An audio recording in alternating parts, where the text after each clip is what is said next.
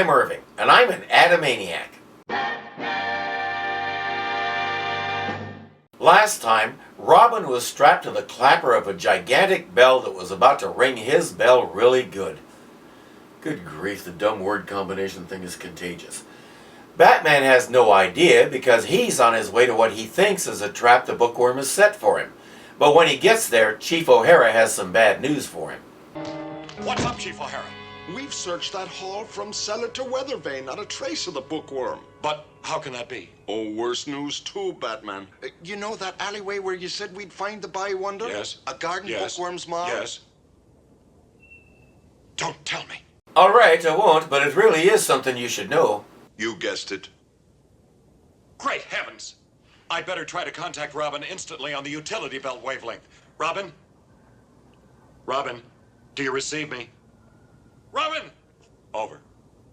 Robin! Robin! Robin, are you there? Robin! Robin! Over.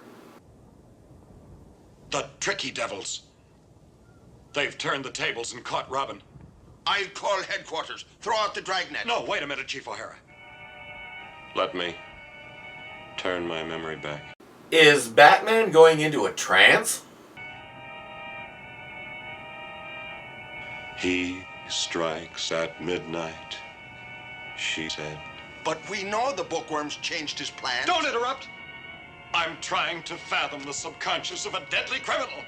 Fathom the subconscious? Is he trying to mind meld with the Bookworm? Or maybe Lydia? What is going on here? He strikes at midnight. The metaphor suggests a clock. How did he make that jump? O'Hara says a clock called he? Yes, there is one in the city. And only one. Big Benjamin in the Wayne Memorial Clock Tower. Big Benjamin. How original. Batman sorts out the rest and figures out, somehow, that means Robin is about to be killed by the bell. Somehow. Chief O'Hara, we haven't one Big Benjamin second to lose. That's why we're standing around talking. So he has 1 minute to get clear across town, assess the situation, and come up with a solution. Mere seconds before he strikes. I'll shoot out the works.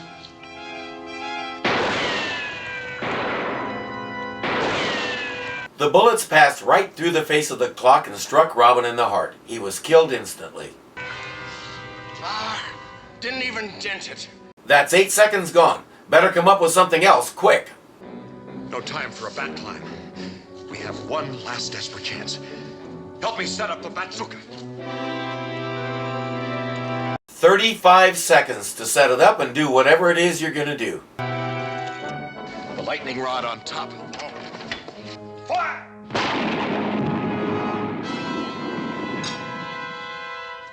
Bullseye! Second shot. The hands of that clock. Fire!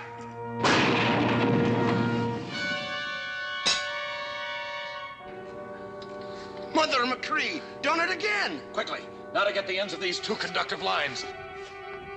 By my clock, you're out of time. Brace yourself.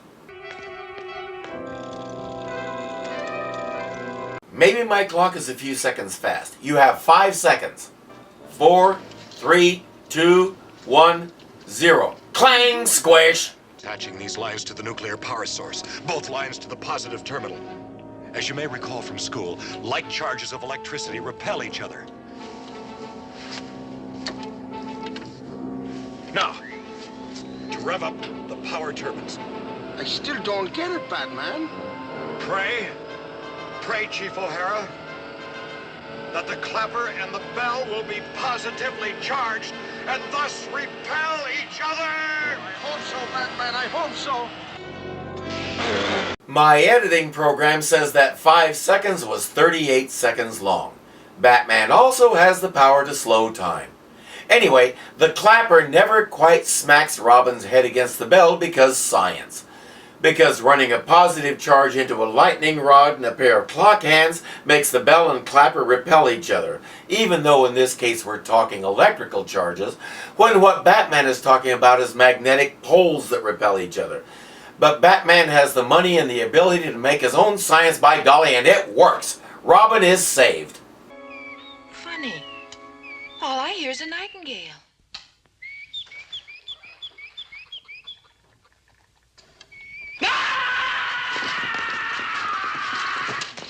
I did not know that was what a nightingale sounded like.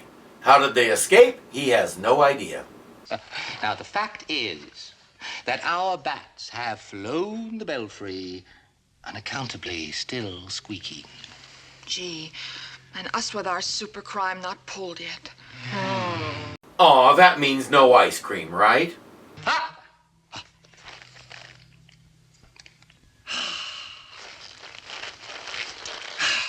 Do not fret, my sweet Lydia. Oh, do not fret. My brain-drenched mind has done it again. Brain-drenched mind. I'm not even going to try and figure that one out. And in Wayne Manor, stately home of millionaire Bruce Wayne and his youthful ward, Dick Grayson, the plot is about to take a strange new twist. Oh, what is it, Alfred? It's a gentleman from the bookmobile service, madam. Oh, how nice. Bring him in. Shouldn't Alfred recognize the bookworm? He gives Aunt Harriet a trick book that knocks out both her and Alfred.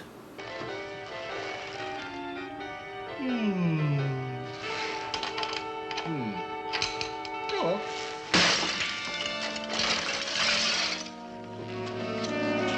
Turns out it's a rare first edition cookbook. Commissioner Gordon tells Batman about it, but there's something else. In the middle of the street at Cedar and 5th, there's been a sudden monstrous apparition. The biggest cookbook anyone ever saw. Goodbye, Commissioner. An apparition. So it's a ghost cookbook? Or another projection? Typical of the frustrated author Bookworm is overplotting. Either the robbery or a giant cookbook would have attracted our attention. Foolish amateur has to try both. Aspiring novelists take note. That's straight from Batman.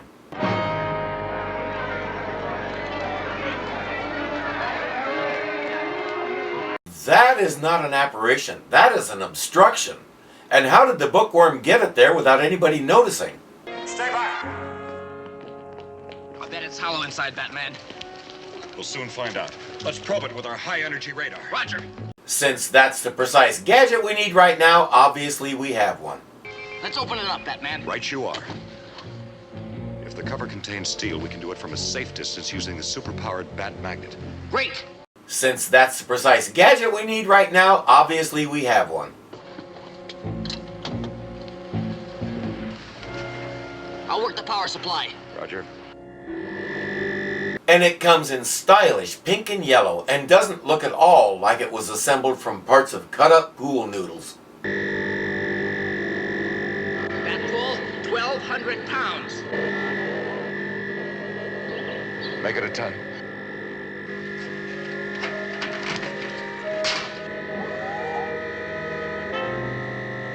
It doesn't seem to occur to either of them that this could be a trap, and maybe it's opening a little too conveniently.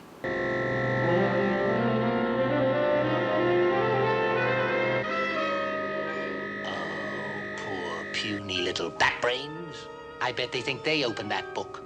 Batman cuts a hole in the paper covering the actual entrance to this thing, and they just wander in.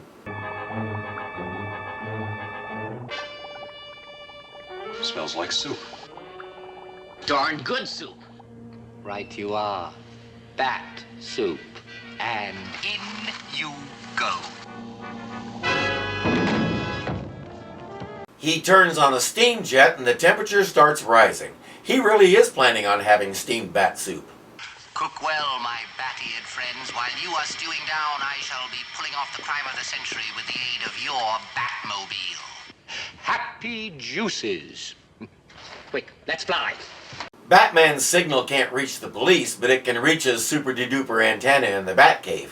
Batman to Alfred! Batman to Alfred! This is an emergency!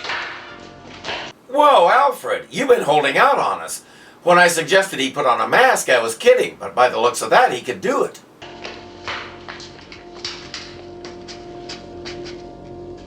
Might I be of some assistance, sir? Quick, Alfred, plug me into the voice-actuated circuit of the master anti-crime computer. Certainly, sir. At once, sir. Now, let me see.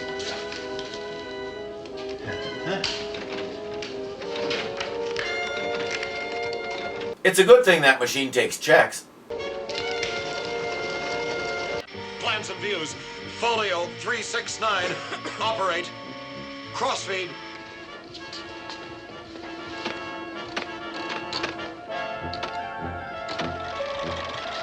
Do technology thing make other technology happen? I'm weakening, Batman. Hold on, Robin. Hold on. I'm getting the answer I expected. Answer? About the source of this steam. Plans and views. Cutout. Feedback. Circuit 3. Meanwhile, outside the book, Ready? Fire!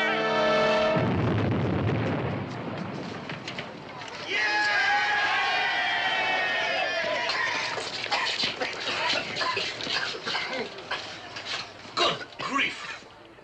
We're too late. Gone. Consumed, I fear. Totally consumed in this diabolical Hell's Kitchen. consumed by what? At most, they'd be cooked to a crisp, and there wouldn't be ashes because nothing can catch fire in that much steam. And what about their costumes and all the metal widgets in their utility belts? It doesn't occur to them to look around and see if maybe the dynamic duo found a way out of there. They just assume that they both completely disintegrated, batarangs and all. These guys really are the world's dumbest cops. The Morgan-built library. Morgan-built. I didn't get that when I was 13. I wish I didn't get it now. Unparalleled repository of literary treasures. In an alley at the rear, there are little foxes in the vines. There's vines in the back? The target is a special air-conditioned vault with some amazing treasures. Oh, some haul, all right. 7 Gutenberg Bibles, 11 first folios by William Shakespeare. Some wool, too. 3 feet of cement over 18 inches of steel. Ah! To the back beam! He uses the bat beam to draw an exploding smiley face on the wall.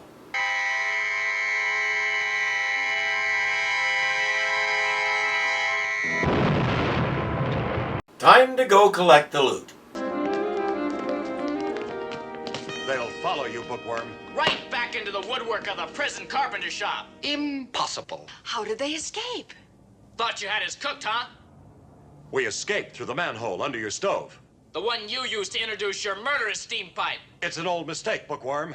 Armoring the walls, but leaving the floor unprotected. He couldn't just push the stove aside and look. He had to go through all that rigmarole with the computer and the city plans and all that. Because, yeah, why was that? How did they discover our objective? You're talking the Batmobile was picked up by a secret mic. It was relayed to us via the automatic feedback circuit in our Batcave. So that's what that last bit of gibberish was. I thought maybe he was telling the computer to shut the steam off. Since his bat computer has access to every system in the city from the power grid to your bathtub drain, it should work. Cue the fight. What was that?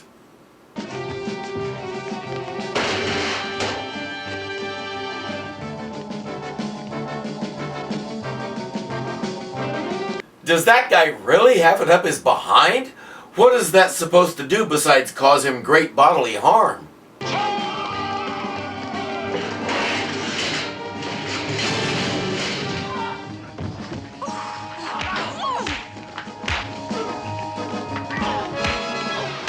Obviously, those guys aren't much of a challenge. They go over to the garbage can where the bookworm is hiding.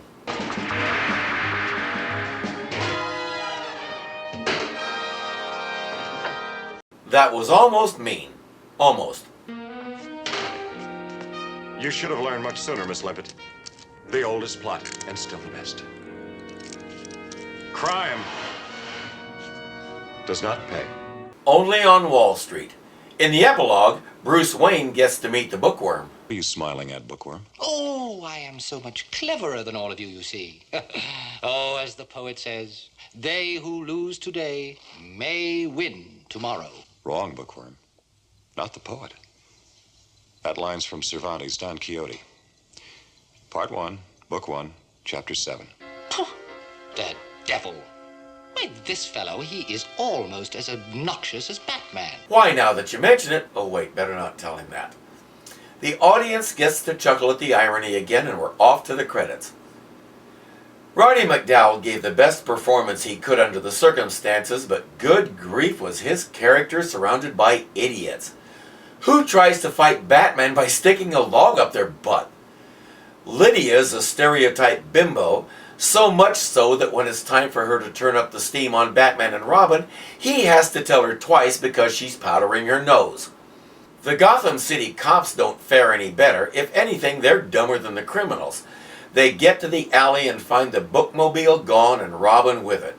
Do they look around for evidence of where it might have gone and start looking for it?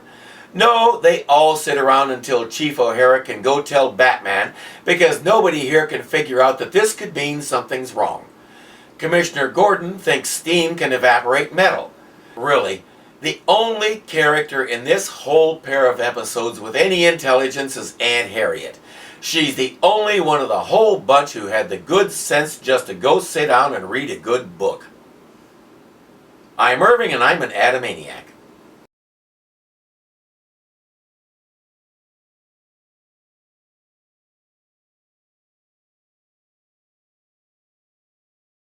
Does that guy really have it up his behind? What is this supposed to...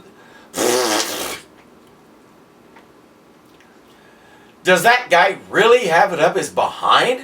What is this supposed to... Come on! Supposed to do. It's not hard to say. In the epilogue, Bruce Wayne gets to meet the brick room. Bruce Wayne gets to meet the brick room.